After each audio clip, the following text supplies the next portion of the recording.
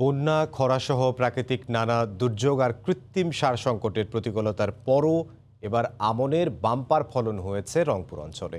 শুধু রংপুর জেলা থেকে এবার 9,15,200 মেট্রিক টন চাল পাওয়ার আশা করছে কৃষি বিভাগ, যা গত বছরের চেয়ে 1,00,000 মেট্রিক টনের বেশি।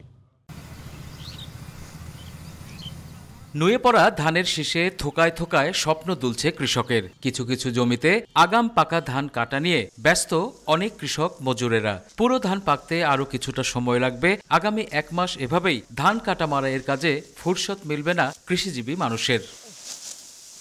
এবারের আশাতীত ফলনে দারুণ খুশি কৃষক। এর আগে এত ভালো ফলন দেখেনি অনেকে। যদিও খরার পর বন্যা, অল্প বিস্তর পোকামাকড় আর সারের সংকটে ভুগতে হয়েছে কৃষকদের। বৃষ্টি হয়েছে, তাছাড়া সার পানি ভালো দেওয়া হয়েছে, অনেক পরিশ্রম করা হয়েছে খেতে, এই কারণে ধান খুব ভালো হয়েছে।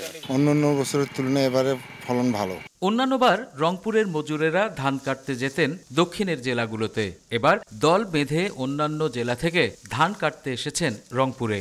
এবার রংপুরে আগে ধান কাটা, এই জন্য রংপুরে আগে চলে এসেছি। ধানটা পাকছে আমার এখানে, তা এখানে ধান না কাটে অন্য এলাকা যাবো ধান কাটতে।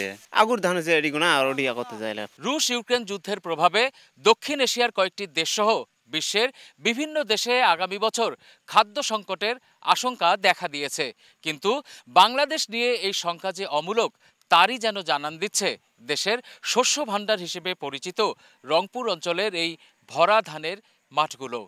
কৃষি বিভাগ বলছে, সামনে আর কোনো প্রাকৃতিক দুর্যোগ না হলে এবছর কৃষকরা তার গোলায় তুলবে বাম্পার ফলনের ফসল। আমন ধানের পরিস্থিতি অত্যন্ত ভালো।